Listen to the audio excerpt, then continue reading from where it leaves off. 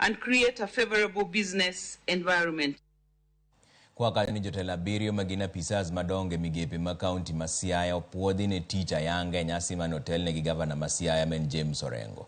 Jotelo go ne okochamo muma mar apis kaluwore kod bura mane doho ma Siaya makwedo gwelo margi. Chenro no Professor Jacqueline Oduol ne ochamo muma mar apis kendo bedo jatend migawo mar pi kod aluora bang' kane od bura mar kaonti othiche oko e apisi. Caroline Onyango e dwe mar adek igani kai wacho ni ne okoti kod teko mar apisi e yo makare.